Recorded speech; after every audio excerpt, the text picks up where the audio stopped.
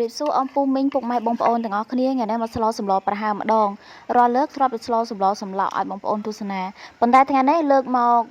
សម្លប្រហើរវិញម្ដងបងប្អូនតើខុសគ្នារបៀបម៉េចតើបងប្អូនទាំងអស់គ្នាមកមើលពីសកម្មភាពដំបូងឡើយគឺខ្ញុំទៅបេះស្លឹកបាសបន្ថែមសិនព្រោះអីមានផ្ទីមានដៃល្ពៅមានអីហើយប៉ុន្តែចង់បានបន្លែបៃតងនឹងច្រើនអញ្ចឹងណាដើម្បីជំរួលដល់សុខភាពយើងខ្ញុំបេះ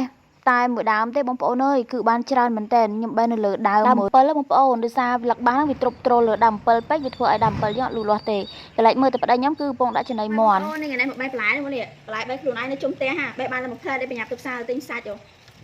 ទិញសាច់ទិញគ្រឿងក្រៅនេះបងប្អូននេះល្អល្អណាស់ហើយនេះទៀតនេះនេះផ្ទីជាមួយដៃល្ពៅហើយនឹងហើយស្អីទេមុខទៀតនិយាយរួមអត់អស់លុយទេបន្លែស្រួលរកមែនតើញើជុំវិញផ្ទះខ្ញុំនៅហ្នឹងគឺអត់ខ្វះហ្មងបើលឹកបាសផងបោចចោលណាស់ទៅឡើងលើផ្ទះវាឡើងលើផ្ទះតើក្រោយវាបានបង្ហាញបងប្អូនពីលឹកបាសលឹកអីនិងផ្ទីផ្តោញអស់ហើយនេះមកបេះលាងសម្រស់ទឹកឲ្យស្អាតបាតរួចរាល់ហើយយើងមកចាប់ផ្ដើមហាន់គ្រឿងទុកម្ដងគឺមានគល់ស្លឹកគ្រៃមិនមែនគល់ទេបងប្អូនសម្រាប់ស្លប្រហើរនេះគឺយើងយកចុងខ្ញុំហាន់ដាក់ចូលគ្រឿងយើងធម្មតាតែថ្ងៃនេះខ្ញុំអត់មានខ្ជាយបងប្អូននេះទៅការបុកខ្ញុំមុនបុកខ្ញុំដាំអំបិលតិចដើម្បីងាយស្រួលបុកចឹងណាបន្ទាប់ពីបុកគ្រឿងហើយខ្ញុំក៏មកបេះត្រីដែលខ្ញុំបានអាំងហើយហ្នឹងត្រីម្ដែងអាំងហ្នឹងយកមកបុកលាយជាមួយនឹងគ្រឿងរបស់យើងបងប្អូនប្រភេទត្រីបងប្អូនដាក់ត្រីអីក៏បានដែរតែសម្រាប់ខ្ញុំថ្ងៃនេះគឺមានតែត្រីម្ដែងអាំងទេអញ្ចឹងបន្ទាប់ពីបុកគ្រឿងរួចរាល់រៀបចំបន្លែហើយមកដាក់ដាំឆ្នាំងសឡម្ដងយើងបង់គល់ក្រៃលឹកក្រូចរំដេងហើយអត់មានខ្ជាយទេបងប្អូនថ្ងៃនេះខ្ញុំអត់មានខ្ជាយទេហើយយើងបង់ស្ករអំបិលប៊ីចេងតាមរសជាតិដែលបងប្អូនចង់បានទៅប្រភេទបន្លែដែលរឹងក្រផុយគឺខ្ញុំដាក់មុនសម្រាប់បន្លែរបស់ខ្ញុំដែលក្រផុយថ្ងៃនេះគឺមានតែមួយមុខទេគឺមានផ្លែល្ពៅបងប្អូនគឺខ្ញុំបង់ផ្លែល្ពៅនឹងចូលទៅជាមួយគ្នានៅពេលដែលខ្ញុំដាំទឹកក្រោយពីទឹកពុះដែលផ្លែល្ពៅរបស់យើងនឹងក៏រាងឆ្អិនដែរហើយអញ្ចឹងខ្ញុំក៏ជ្រុំប្រហុកទៅសម្រាប់សម្លប្រហើរមួយមុខនេះគឺយើងត្រូវការប្រហុកឲ្យរាង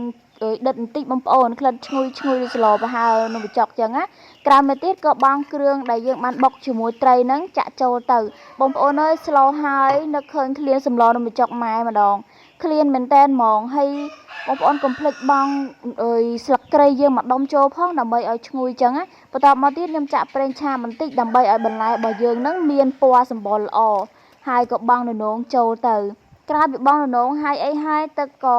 ពុះខ្ជិលយើងភ្លក់មើលមកហ្មងឆ្ងាញ់ហើយបងប្អូនដល់វគ្គដែលយើងមកត្រូវបន្ថែមបន្លែបៃតងចូលទៅក្នុងនោះខ្ញុំដាក់បន្លែបៃតងដែលមានដើមរឹងចូលទៅមុនដូចជាផ្ទីដើមវារឹងហើយនឹង